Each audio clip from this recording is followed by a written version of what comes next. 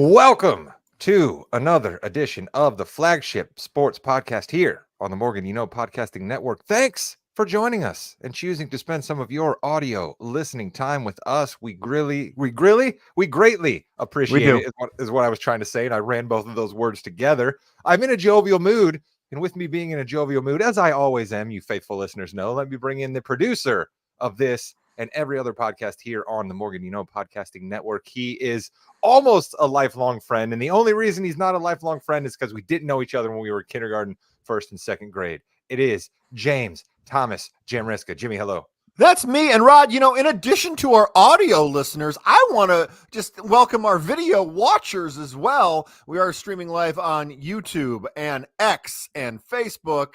Please throw your questions in the chat, throw your comments in the chat. You got a good prop? Throw it in the chat. That is a very good point, Jimmy. Video. I'm still getting used to the newer component here on the network. I remember the old school days where we used to do audio. Heck, for a while, we recorded this podcast where we couldn't even see one another. We just heard each other as well, like we were on the radio. So I'm still getting used to the video component. Somebody who only has had video in like the last half of their life and not in the first half of their life. It's our old man. He's back home in the Hoosier State. It's Chris King. Chris, hello.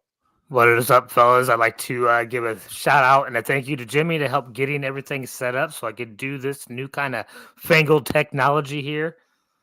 Nice. You kind of almost want an unfrozen caveman lawyer on us right there. I love that. You're like, I maybe don't understand your fax machines and your copiers, but I know that when someone slips and falls in front of a Kohl's department store, that person is entitled to $2 million. That much I know.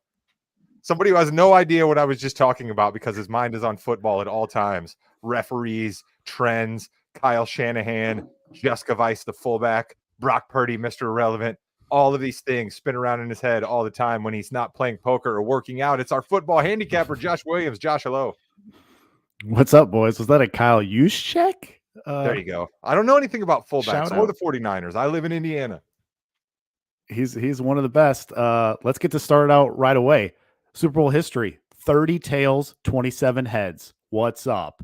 Wow. See, I told you he's got the numbers, but here's actually where we're going to start something. I'm in such a good mood because I was doing something before we started this podcast that the younger listeners, and maybe even some of the people that I'm on here with, don't even do any longer.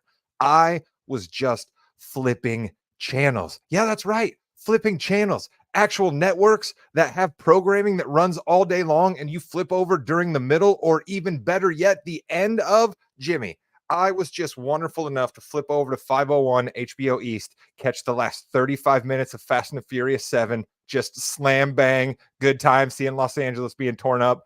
Then I flipped over to 503 HBO Signature, cost the last 35 minutes of Jurassic World, seeing Chris Pratt and Raptors and T-Rexes fighting it out. If there's not a better way to spend an hour, Jimmy, I don't know what is. I can think of one thing that's better in 1 hour. And that is listening to the Balls Brew podcast here on the Morgan Podcasting Network.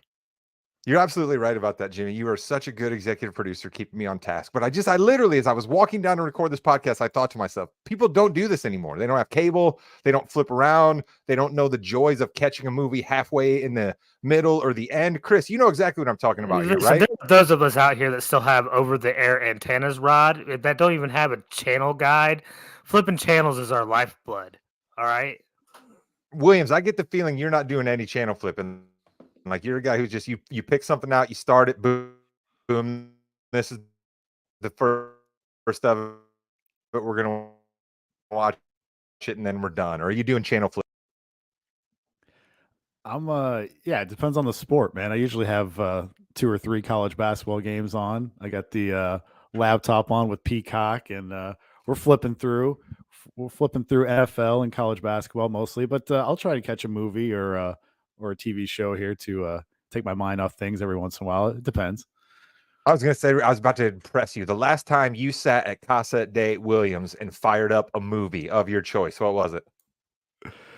I think I tried to watch a bootleg of Willy Wonka. Ah, big Chalamet guy over there, are you? I like the Willy Wonka. I'm a big fan of chocolate, man. Who isn't? Come with me, and you'll see a world of pure football imagination. How about that right there, Jimmy? I can stay on task if I have to. Jimmy didn't like it. He didn't like it, but I thought it was pretty good. All right, Williams, let's start here. If I asked you to give me a key for each team the main key that you've come away with in your research as to how they will win, what would it be? What's the main key for the Chiefs, would you think? I think they just have to run the ball on this Niners rushing defense, and they're just going to have to complete some short passes. I'm sure San Fran will try to focus on Kelsey, but I think the Chiefs have been trying to get their rotation a little bit more formed and trying to get the passes out short and quickly to Rashee Rice and Travis Kelsey and even Pacheco out of the backfield. So, yeah, I think the Chiefs will start out fast in this game. But All right, so for the Chiefs, it's run the football. You think the Chiefs need to focus on running the football, and if they run the football well, they give themselves a good chance to win. What's the key for the 49ers to give themselves a good chance to win? I think the same thing. I think play extremely slow. Try to get the ball in Debo's hands, but if that fails, then just keep on running. Run CMC. This is what the Ravens did not do last week, and Shanahan, I don't think, is going to abandon that. So I think they have to try and keep Mahomes off the field, and the best way to do that is long, sustained drives against this Chiefs run D, which is vulnerable, we think. So I mean, Spags might have something up his sleeve here. So Well, we think exactly. We always think, yeah. right? We're always just doing our best here on the Morganino Podcasting Network. Chris, Yep. I saw you shaking your head a little bit there, right? We're not the football handicappers here, but we've had quite a while to think about this Super Bowl matchup. So what do you think the keys for these teams coming in are? Do you think Williams had them there? Or do you think he's leaving something out? I was definitely nodding in agreement. I think the key is for both teams to run the ball. I think you're going to see a heavy dose of Christian McCaffrey and then a heavy dose of Isaiah Pacheco too. So I think the team that is better at that particular part of the offense will end up succeeding.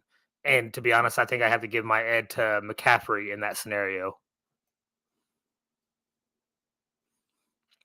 Yep, Rod's in complete agreement with me for the first time ever. No, I'm not. Don't tell listeners that. They know that's definitely not true. Jimmy Jam, same question to you. Did they hit it as a run game, or do you think there's something else important we need to be focusing on? I like the 5 to 10 yard pass game here. I think that Purdy needs to get the ball out quick, get him in a rhythm to start off with. Mahomes, Kelsey, he caught every pass thrown to him, I believe, last week, right? Or every attempt thrown to him. That's going to be important too. I do like the run game, but I think that short pass game is going to be the key. All right, Williams, let's go. Let's start breaking this down. What are some other nuggets we need to be focusing on here? Yeah, what we just talked about, teams that rush for more yards in the Super Bowl are 42-15 straight up, 40-17 against the spread. That's 74%. Niners looking for that elusive sixth Super Bowl. They haven't gotten one in 29 years, believe it or not. 1994, when Steve Young demolished those Chargers. Meanwhile, Mahomes and company looking for their third Super Bowl in 5 years. Going back to that rushing, teams that win the time of possession battle are 41-16 straight up. 18 of the last 20 Super Bowls have been decided by 14 points or fewer, so we're hoping that continues for another close Super Bowl. And over the last 22 years, dogs are 16-6 against the spread in the Super Bowl. We should remind everybody that the Chiefs are dogs here. They're getting 2.5 points on FanDuel. And when Mahomes, he'll be a dog for the third straight game. That's the first time that has happened since his first 3 games of his career. Wow. And how about this? Since 2019, he's 14-1 in games played in the Mountain and Pacific time zones. This game's played in Vegas. And teams that are coming into the Super Bowl having covered their last 5 games are 6-0-1 against the spread in the Super Bowl era. Kansas City has covered in 5 straight. This is a weird one. The team wearing white jerseys in the Super Bowl have won 16 of the last 19 Super Bowls. The Niners have decided to wear white in this one, from what I've been told. All right, there we go. So we're on to jerseys now. Jimmy, let's stay with Mahomes for a second.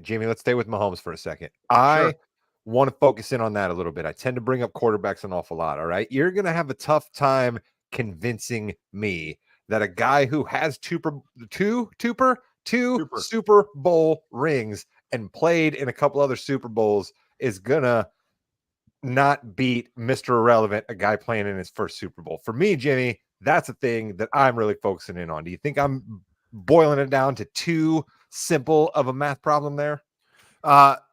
No, I don't, but I'm going to throw this out at you. Patrick Mahomes has to do everything for his team. He does. And Brock Purdy does not. He has a lot more weapons than Mahomes does. He has everyone on that team can catch the ball. Mahomes doesn't have anybody. So I think while, yes, Mahomes, Purdy, no contest whatsoever, they're asking so much of Mahomes. If he is not perfect on the day, makes one mistake, that could be the game.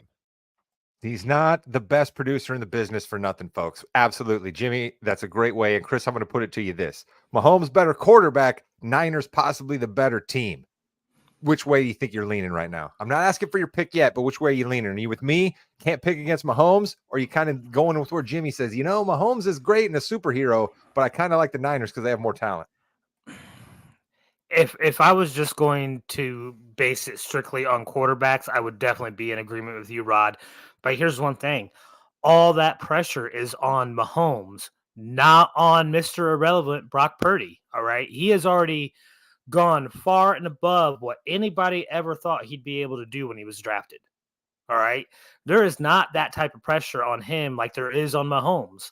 Mahomes has the Swifties on his side. He has the Super Bowl legacy. He's been to 4 Super Bowls in 6 years. All right. He has that legacy that he has to continue to build on. That's the pressure that's on him that Purdy doesn't see. All right, Williams, let's go over to you and talk a little bit about your Niners. You have let the alarm bells be rang in the weeks leading up to the Super Bowl that you thought the Niners defense scared you a little bit. We just talked about how great Patrick Mahomes can be. You know how great Patrick Mahomes can be. You also sing the praises of Andy Reid as a play caller. How scared about this Niners defense? Or do you think that Shanahan, with all the extra time, you're not as worried about the defense? No, I'm still worried. I think Wilkes is going to have to get unconventional, and that's got to come early on. We saw the Ravens they were kind of just jostling with the Chiefs in the AFC Championship game. They didn't really get into their defense and what they do well until that third drive, and the Chiefs didn't score after that third drive. So I think Wilkes is going to have to come out early because Andy Reid off of bye, we all know this, with the first 15 scripted plays is going to go right down the field and light your ass up if you don't show them something different. Remember what Lou Amaruno did in the second half of the 2021 AFC Championship game for the Bengals? On passing downs, he rushed 3, dropped 7, and had 1 spy on Mahomes, and that really slowed down the KC offense. I would love to see Steve Wilkes try something like that as the DC of the Niners. I feel like they got to switch up something, but I'm just not sure if that comes. The Niners are comfortable like sitting back in that zone, and I don't think that's a good thing against Mahomes. Yeah, and Jimmy, I had this thought the other day because I heard somebody, and I can't remember what podcast it was, breaking it down, but like it's the Niners. It's almost ridiculous that the Niners are here because we hear so often about how throwing away draft picks, making mistakes with your draft picks can hurt your team. Okay. The Niners traded away a bunch of picks to get, Trey Lance, and Trey Lance isn't playing for them anymore. He's in Dallas, right? The Niners, they thought Jimmy Garoppolo was the answer, and he ended up not being the answer, and then lucky they fall into Brock Purdy and they're still in the Super Bowl, right? Like you can't. And then also we give up all of these picks for a running back and they're still somehow in the Super Bowl. Like I can't help but think that maybe if the Niners wouldn't have expended some of that draft capital, they might have a couple of extra studs on that defense, Jimmy.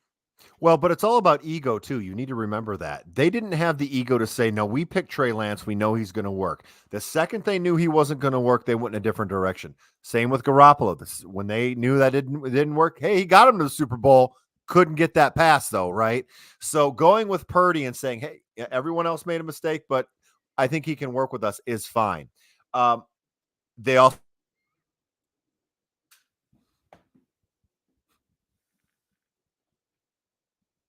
Did we lose just Jim? Very risky for him. Very risky for him. There we go. We got him back. All right. Chris, I'm going to go to Williams here soon for his final thoughts before we start getting into a little bit of fun, but I guess I want to have you start honing in a little bit closer to where you're leaning here on this game. Give us something else you're thinking about as we're rounding into Sunday's big kickoff.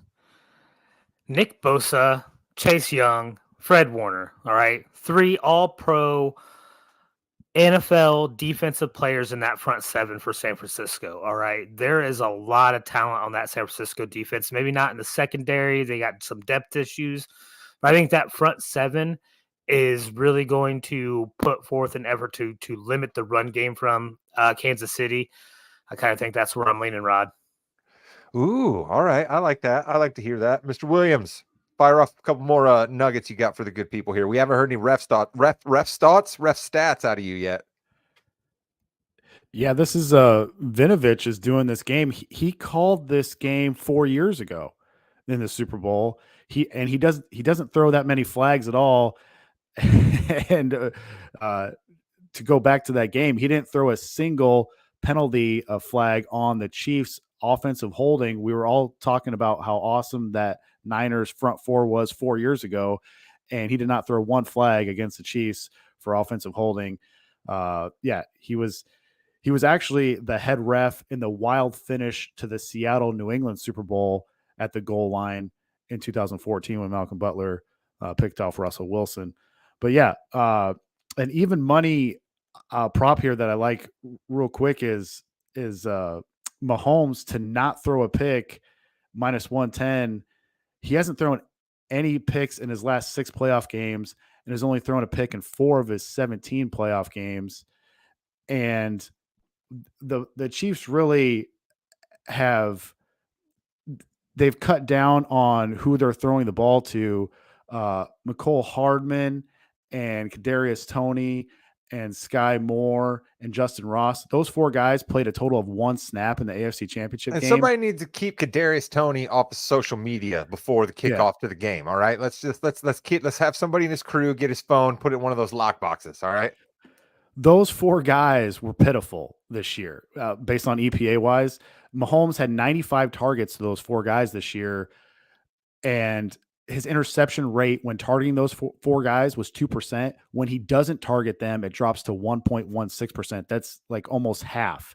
And his touchdown percentage also goes up. So it doesn't take a genius to back Mahomes to not throw a pick here.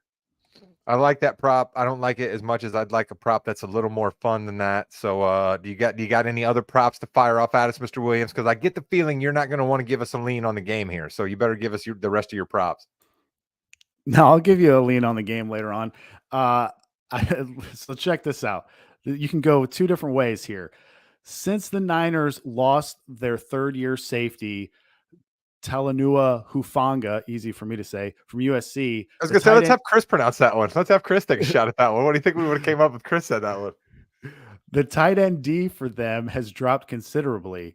So you could go with Noah Gray plus 950 on FanDuel anytime touchdown. He does have 2 touchdowns this year. And the Gary Russell special, baby. The Gary Russell special. Almost. I guess this was Simmons' pick, but. I've got an even longer one coming up here. But the Chiefs used 2 tight ends in the red zone at the 8th highest rate in the league.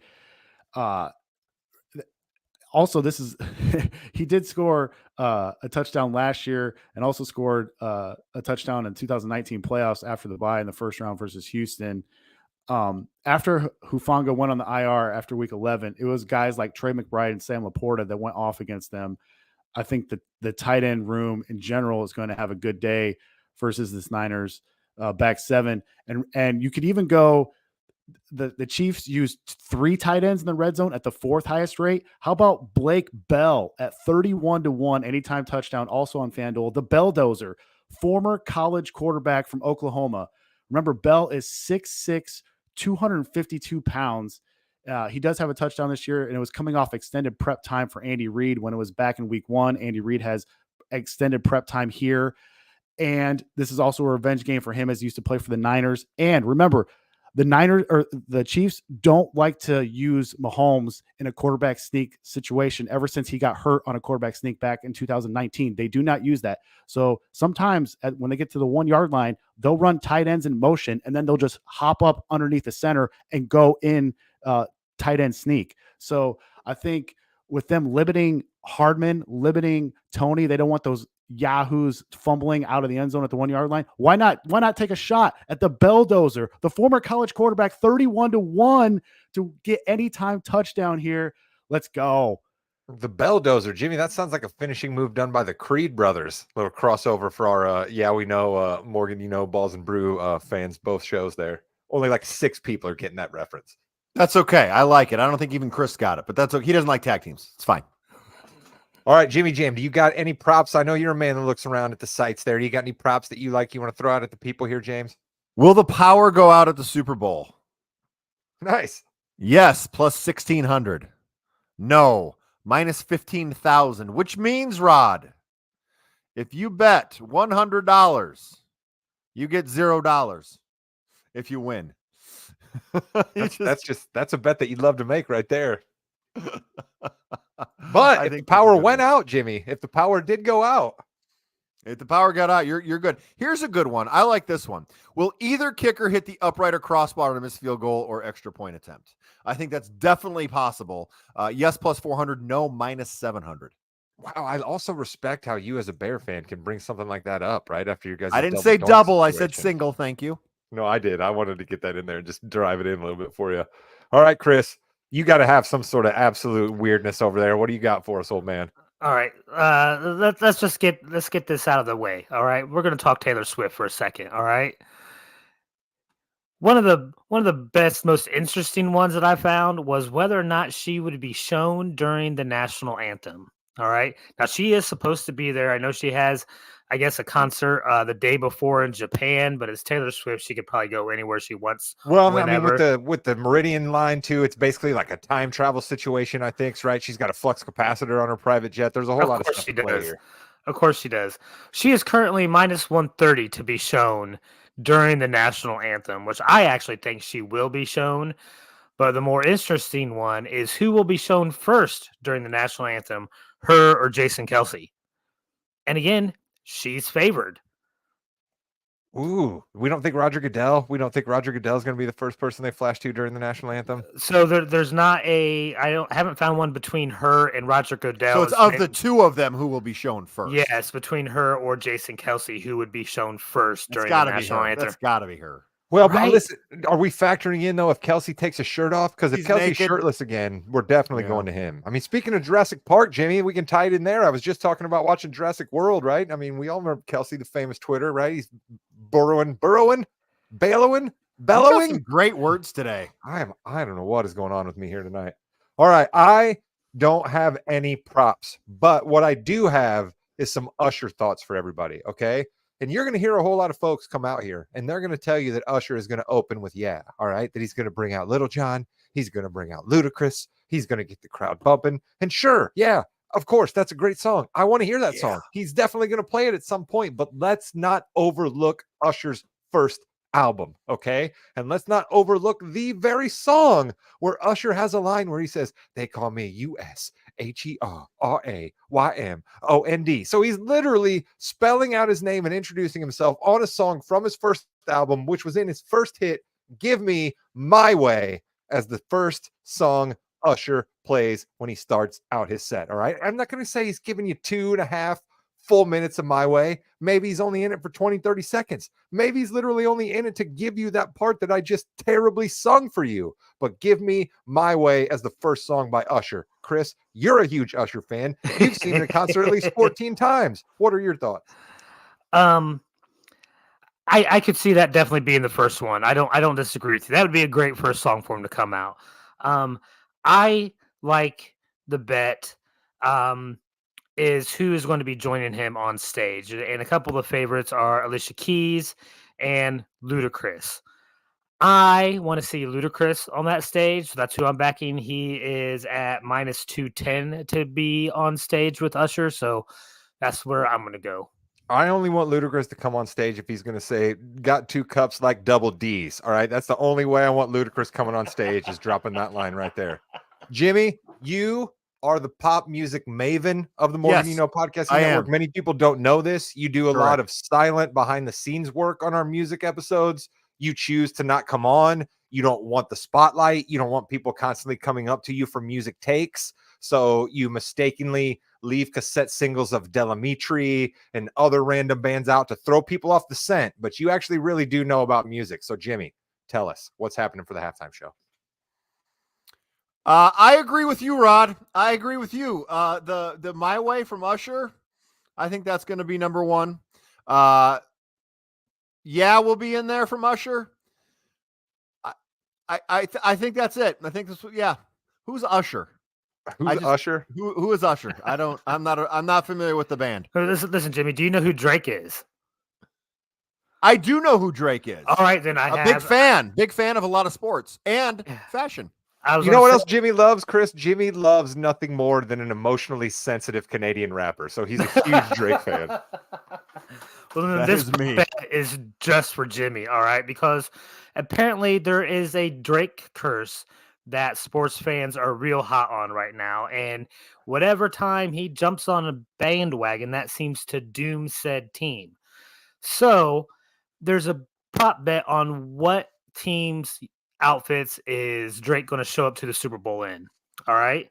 Right now, Kansas City, the favorite at -170, which who could blame him? They got the Swifties. He's all about getting more views and more likes. So, of course, he's going to go with the bigger fan base. But he has been seen in the past wearing a 49ers jacket. So they're at +130, which I think may be a better bet. All right, there we go. We've given you some stuff about a coin toss. We've given you some stuff about a Drake curse, whichever team that wears white. Like, we have basically given you what you come to the Morgan You Know Podcasting Network for. I am the host.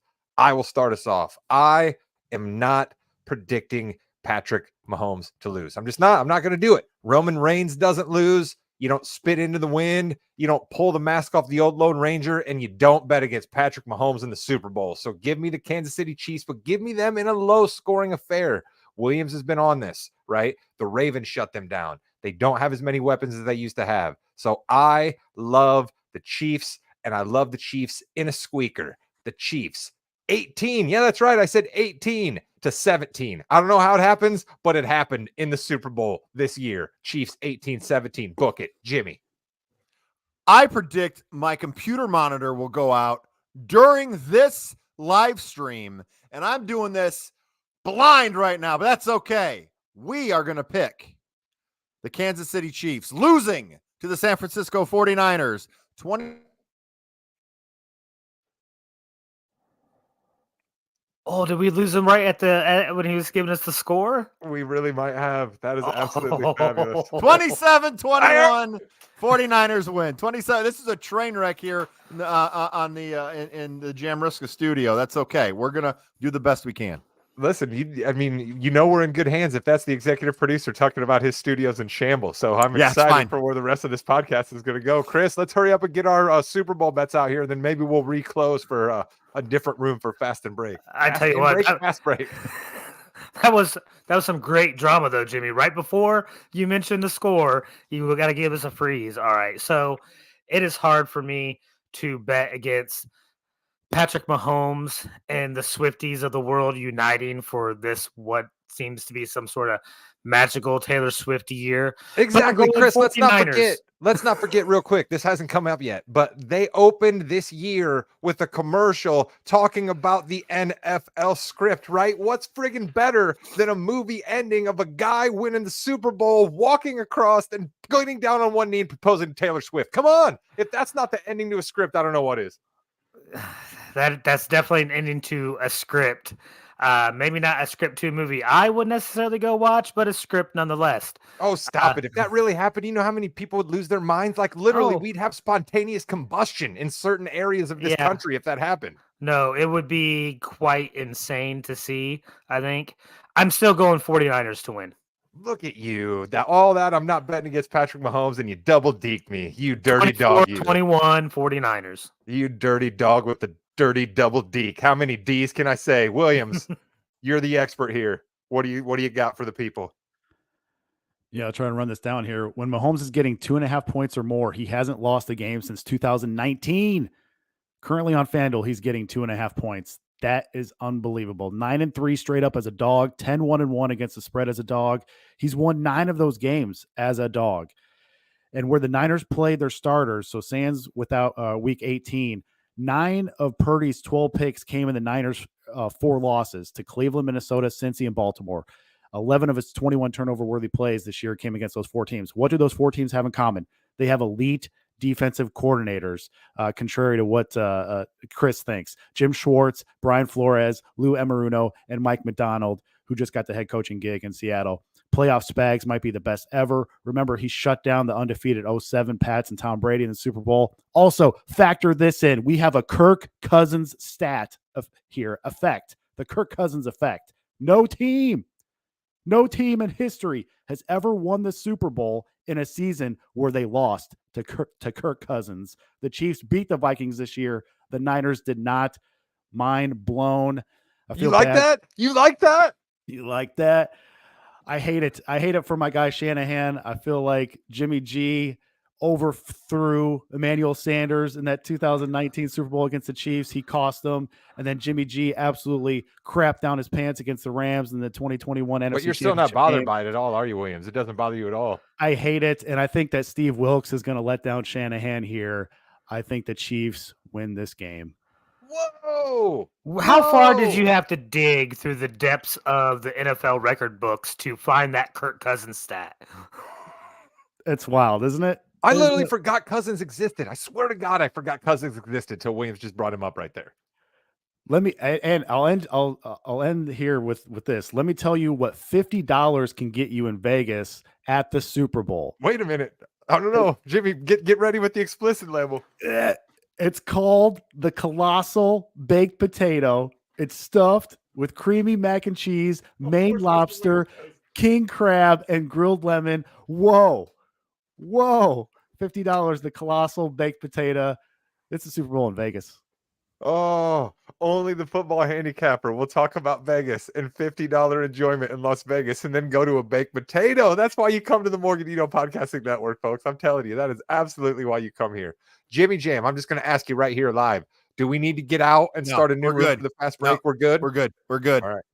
Then everybody, stick around. You've had so much fun here with us for these 32 wild minutes. We're going to do another 15 for the fast break and we'll say goodbye to Williams tonight.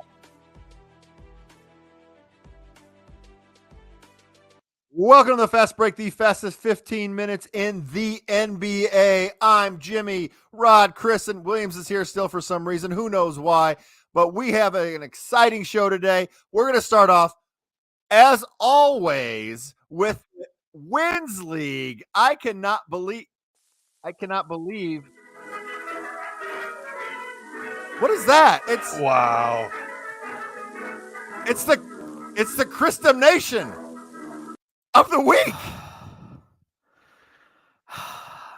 You know, I was going to go a little bit easier until I heard that awful music. All right. And I will say this. I'm hot. All right. I'm not happy about this. There's some things that have happened. I'm trying to censor myself since we're live. All right. Because I'm upset. All right. And let's just start it off. All right. Because we're going to start off with Adam Silver in the NBA. I do not care what your stupid all-star stipulation says when it comes to coaches. You cannot make a guy who has coached 3 games and lost 2 to be the head coach of your all-star team of the East. I don't care who it is. I know it can't be Boston's head coach. Give it to Bickerstaff, all right? Cleveland's better anyway than Milwaukee, especially right now. Give it to Bickerstaff. There's no reason Doc Rivers should have been given that job. At least Doc's smart enough to realize that, and he's going to give his bonus and the ring if they win to the old Milwaukee coach. But it's just ridiculous. Protect the sanctity of the All-Star game, Jim. Protect the sanctity of the All-Star game. It's an exhibition. Use some common sense, all right? And just hold it, you two. I'm getting to you in a minute, all right? Whoa! Let's talk about this All-Star game and how ridiculous the coaches are who vote for these reserves, all right? How are you going to sit here and tell me that you can't have somebody who has done something that only 14 other NBA players in the history of the game has done this year, right? And that's 31 double-doubles in a row and leave him off the All-Star team. You're going to tell me that Dante Sabonis doesn't belong on that All-Star team out west? He has done something that only 14 other players have ever done in the history of the NBA, all right? And maybe it's because of us fans. And I'm looking specifically at you two who told me at the beginning of the year you were jumping off this bandwagon. And maybe that's why we have problems, because we used to be the podcast for the Kings in Central, Northern, Indiana, and you guys have just let that crap down your legs, said you don't care anymore. It's our Kings. They're still doing great. If it wasn't for some miraculous happening at the Clippers getting James Harden and all those people to work together, they would be leading their division. They're still on pace to win the same amount of games they won last year. All right. And you guys have given up on them so quickly. And maybe that's the problem with NBA today, is that fans are giving up on teams that they support so quickly. And some of these people who are deserving to be on the All-Star team aren't getting on. All right. I have had it. I've had it with you guys. We need to bring back like the beam. All right. Sacramento is still our team for the West. We are still standing behind them. I am furious at you guys. And Rod, I'm definitely speaking to you probably more than Jimmy, because you specifically said it on this podcast that you were giving up on them. And that's shameful. Shameful. You're a horrible fan. I'm going to tell you right now, horrible. You root for your teams to lose, and then the teams that you want to back, you give up on. All right. It's just pathetic. All right. That's what it is. The state of the NBA is pretty pathetic going into the All-Star game. Chris with a Williams-esque rant on the podcast. That is by far the Chrisiest of Chris takes I've ever heard in my entire life. You went on a rant about the All-Star game. Coach, I love it. You're smart. You're wonderful. You're fantastic. Rod, please destroy him now. An exhibition game. I mean, an exhibition game is what I got all fired up about, right? I mean, like, okay, Yeah. sure. And then, Jimmy, I'm sorry that you had to catch some of those strays there, because I believe you came right after me when I said I was anti-Kings. And so I don't know why Chris decided to lope you in to my He side forgot there. it. Okay, he's old. He's fine. But I'm still going to stay there, okay? I'm still going to stay there. You guys can be appreciative of the Sacramento Kings all you want, and you can continue to light beams. I don't believe in the Kings. I believe in the Clippers. I don't believe in the Kings, and I don't really care that Domas Sabonis didn't make the All-Star team, because you know who deserved to make the All-Star team off the Kings? You just want to jump on a bandwagon. It's De'Aaron Fox. Killing the Clippers a few months ago. Just killing the Clippers. And I was wrong. I believe No I've faith. also said that. Yeah, you were also wrong about the Kings. You were wrong. Fox should be the All-Star, not Sabonis. Oh, I mean, you can make a case for Fox, for sure, but Sabonis has been an anchor for that Didn't team Fox all get year. in eventually? No, neither one. Neither one with got the in. injuries. No. Oh, I thought he did. So only guys, 2 players from the East had to get in for injuries, but I don't think they've had a West. Trae Young got in, which he probably should have been in to begin with. That guy's having a phenomenal year statistically, even if the Hawks aren't that great of a team. All right, everyone calm down. It's fine. We're going to get back to normal here. We're going to talk about how many wins my team has. Everything will be fine. I am still winning the wins league. I have 278 overall wins to Chris King's 244, to Rod's, which I believe 2 weeks ago I had eclipsed this already, 231 games. Rod, you still have a team that has 6 wins in the Detroit Pistons. Chris, you're close. You're almost there. You only have one team under 10 wins, and that's our Washington Wizards. Man, the good are good and the bad are just bad, aren't they, Chris? Yeah. There are some bad teams this year in the NBA, and Washington is definitely one of them. Oh, never dull. Hey, my last pick, the Utah Jazz. How's that going for me? I think that's going pretty well. Yeah, and I completely lost my sheet. Listen, That's Jimmy, it's fine. fine. You continue But to guess come what? on here and pat yourself on the back about the wins league, Yeah. because you deserve it. You deserve it. No question. I can't No say question. anything about it. I'm doing terribly, and you're doing wonderfully. There's no other way to present it to our great listeners. So we have a huge day tomorrow, trade deadline day in the NBA. If you are watching the stream right now, throw in what trade do you want to see? What's some trades you want to see during the day tomorrow? We have had a couple today, and I think a sneaky one. Well, not so much sneaky because everyone kind of loves it. Brad Stevens from downtown again gets Xavier Tillman from the Grizzlies for Lamar Stevens and 2 second-round picks. I believe that means the Grizzlies now have 38 second-round picks over the next 3 years. The amount of teams that have 20 picks is just ridiculous coming up. But I think Xavier Tillman is just the type of guy they need. Another big guy, come in, get 10, 12 minutes a game and make the Celtics go to that next level, Rod.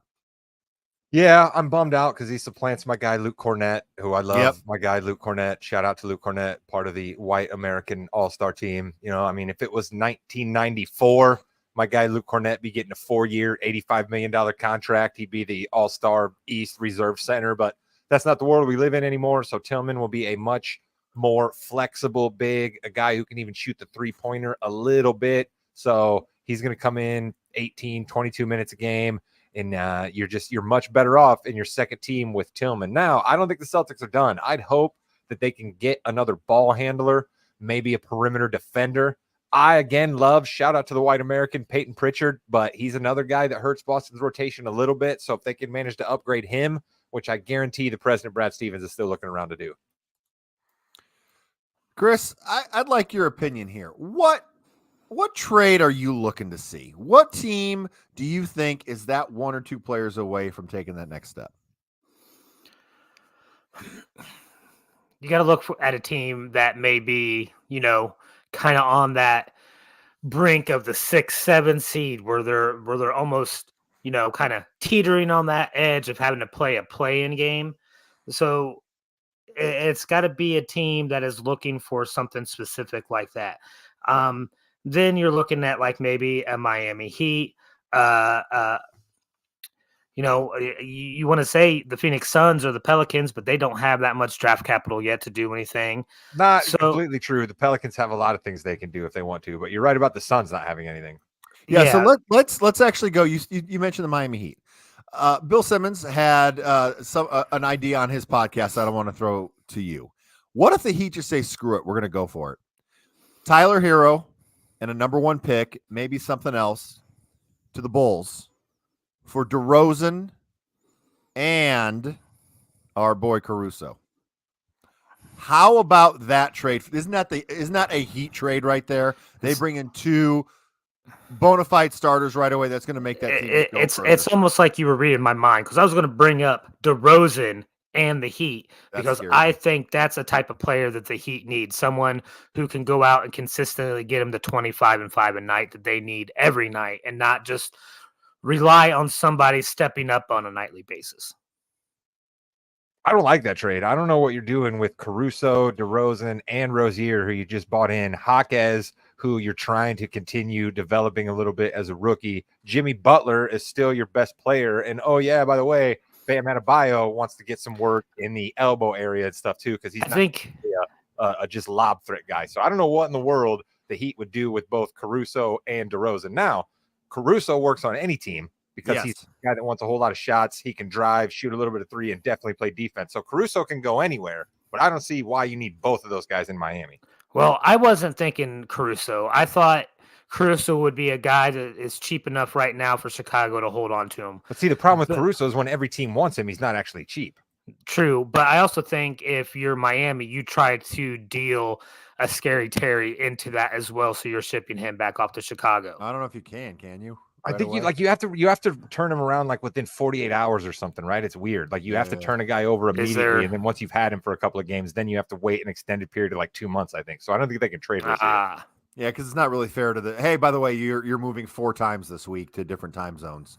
Rod, are you thinking we're going to see a lot of big trades or just a couple of small ones tomorrow? No, we're not going to see a bunch of big trades, because what the play-in did was it made it so that there's not a lot of fan bases that can just cash it in. And so a lot of owners can hopefully still get butts in the seats near the end of the year because they nominally have something to play for. But what it's also done is it's completely delusioned your amount of teams willing to sell, right? So if you don't have a whole lot of teams that are willing to sell, you have a lot of teams at the top that don't have any draft picks, right? Like something like 25% of the draft picks over the next 3 years are owned by 11 teams, right? I mean, it's like there's 11 teams that have all the draft picks. The teams at the top don't have anything. Like the Phoenix Suns have already traded their pick swaps like 3 times over, right? Like it's what is once, that? Then swap again and swap. Yeah, the only player the Phoenix Suns might be able to bring in is Miles Bridges, and good luck to you, Phoenix, if that's what you want to do, because you're bringing in this guy at such a discounted rate because of the terrible, horrible things going on with him off the court. Congratulations, Phoenix. Feel even better about yourself if you do that. They do have Bradley Beal, so let's just that's The only other pretty team I big think there. you may see make a more splashier move tomorrow would be the Jazz. They made a deal today with Detroit that didn't really seem to do anything. Yeah, I was gonna say, tell me who's involved in that deal, Chris. Tell me who are the guys Yeah, that went Chris. each way in that deal. The Pistons got Simone Fontecchio, I think. Jazz close got enough. Kevin Knox and Gabriel Procida. Kevin Knox.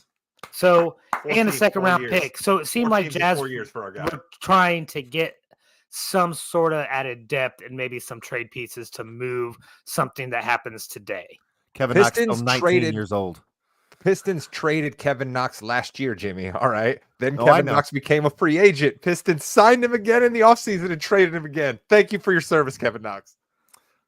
We love it. We love it. So the trade deadline coming. We will definitely have a lot to talk about next week. There's not going to be a big trade, Jimmy. The only big trade, the team we have not brought up, all right, the team we have not brought up is Philadelphia. Philadelphia has cap room. Philadelphia has movable contracts. Philadelphia has a bunch of draft picks. Now, only Philly knows how hurt the big guy is, all right? So that will affect their moves. But the team that has the assets and the ability to go out and make a move is Philly. The only question they have to ask themselves is when the big guy comes back and how much we're paying for just this year and how much is somebody willing to give them a trade that will actually help them down the road. So, Chris, let's say Embiid can come back. And we talk about windows a lot in the NBA, NFL, MLB. If Embiid comes back and he is, let's say, 80 or 90%, your window is this year and this year only. I think if they think he's coming back, they need to make 1 or 2 big trades and go for it this year, because next year, you never know what's going to happen. Yeah, no, I think so. I also think you see that with a lot of different NBA teams saying that this is our window. We don't have a lot of time. We even heard in the NFL, Dan Campbell mentioned that to the Lions before the NFC Championship game. Yeah. Thanks, Coach. I will say this. How many times have we thought that the window for Philadelphia has closed? I mean, this process has been going on for a long time. But how many times has it ever actually opened would be the other retort that I would give. Okay. When have they been to the finals? Are we sure it's open this year too? I mean, Boston and Cleveland are obviously better right now. New York also saying, hold my beer. Right? So I don't know if it's any more open or closed than what it's been the last 3 or 4 years. I think it's interesting, Jim. And also we have the other February rite of passage. And I'm not talking about Punxsutawney Phil. I'm talking about LeBron James passively, aggressively going after his team. The hourglass tweet, chef's kiss, LeBron, showing up to New York in orange and blue gear. Chef's kiss. I mean, nobody does it better than my guy, Jimmy. If I'm the Lakers, I call the Knicks and say, what do you got? Oh, that's the best move. There's no way that you want to be the Trading guy LeBron James That's the is your move. best move right now because you're not going anywhere. I'm sorry. You're just And the not. Knicks is the team. The Knicks is the team. The Knicks is definitely the team because he would actually fit well with the Knicks. And because he plays Tom Thibodeau basketball at this point. He's a brute. You know what I mean? He just bodies dudes. Thibodeau would be all about it. And how about our boy LeBron going to New York and bringing a championship to New York? Can you imagine how just even more enormous he would be? Willis Reed was good for like 3 years, and he's still a Knicks legend. Right? I mean, that's all it would take. If he were to bring a championship to New York, he would be essentially godlike in New York for the foreseeable future. Speaking of godlike, it's time for the Kings Hardwood Hierarchy.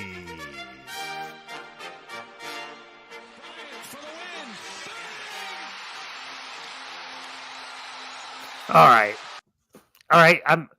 Listen, Clippers right now playing the best ball in the league. Unfortunately, they've climbed to the top of the West and playing the best basketball.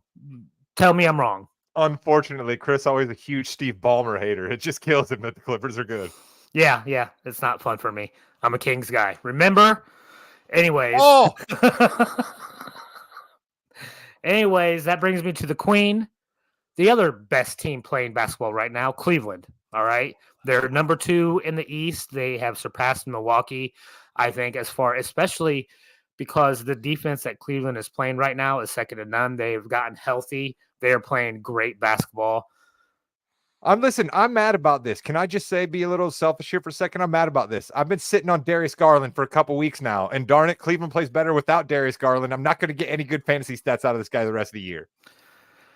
Cry me a river, Rod. And that brings us to Whoa! our Way to bring out a current statement there.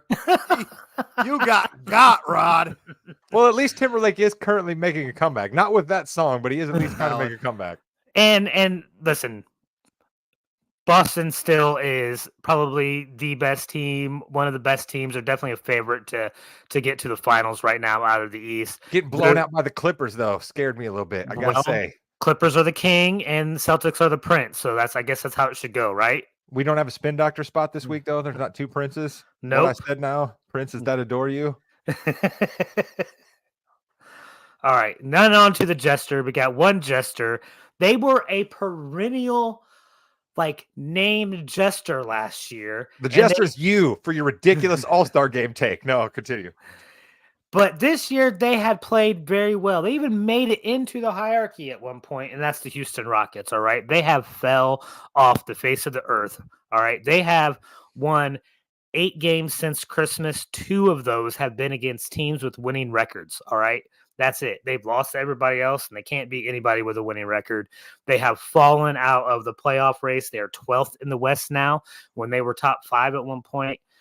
It's been a long, slow fall for Houston, and they got to figure out something to turn around quick. That bums me out. The Rockets have a lot of young talent. I was expecting more out of them.